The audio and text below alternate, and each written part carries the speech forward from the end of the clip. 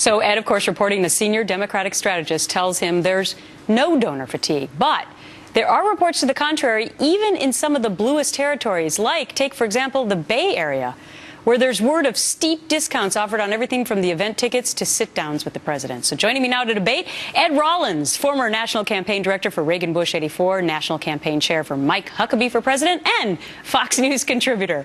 Bernard Whitman, former pollster for President Clinton and CEO of Whitman Insight Strategies.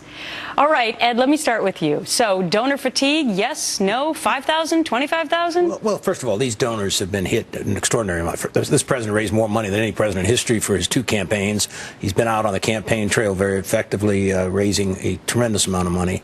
The more fundamental question, I think, is that our people think the president should be back in Washington with all these crises going on in the world. It's easy to go blame the Republicans, but that doesn't have anything to do with his job performance, and right now that's lacking. I think there is a fatigue. I think it happened with Bush. I think at this point in time, people want to get through this midterm and they want to get on to the next president. Well, if you look at the tweets, Bernard, from people out in L.A., they're not happy at all that the president is there. And not everyone, I should say, but a lot of people tweeting about the gridlock and the traffic. There was even a pregnant woman who couldn't cross the street to go deliver her baby. She had to sit down on a bench for 30 minutes to be able to get past the motorcade. And you say what to that? Well, I think obviously they should have made an exception for the woman so she could deliver a baby. But the fact of the matter is this is nothing new. Fatigue in a president's sixth term happens all the time. I'm sure Ed can attest to that when he was helping out Ronald Reagan in 1986. We saw the same thing. Bush had a terrible 2006 after Katrina and the Iraq War. Clinton had a pretty bad six-year term in 98. I think people are tired of Obama. There is some weariness and there's some desire to move on. But is it weariness? And by the way, I should reference what's on the screen. These were posters that were put up all over L.A. as well.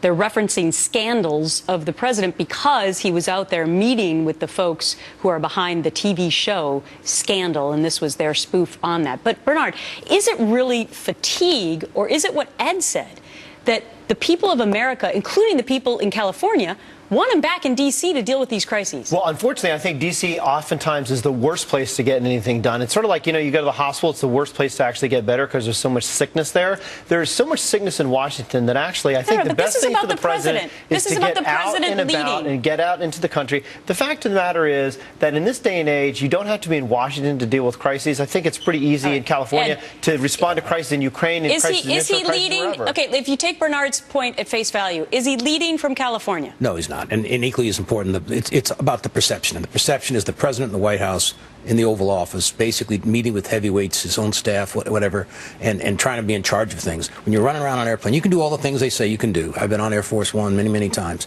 But at the end of the day, it's about a perception. And the perception right now is this president's not leading this country effectively. John Kerry's running all over the world doing all kinds of things. But who's at home? Who's basically looking out for the American interest and all these activities going around the world? Well, I was going to say, the only way that the president's going to be able to lead the country for the next 2 years is if he has a Congress that's responsible. And in order to do that, we've got to get our message out, which requires money. Unfortunately, you're mixing apples and oranges. You're mixing apples and oranges. To get the Democrats' maybe about immigration and things like that, but not about leading with world crises. People look to one person, and it's called the President of the United States. That's why his numbers are so terrible. I got to go. Thank you. All right, thank you.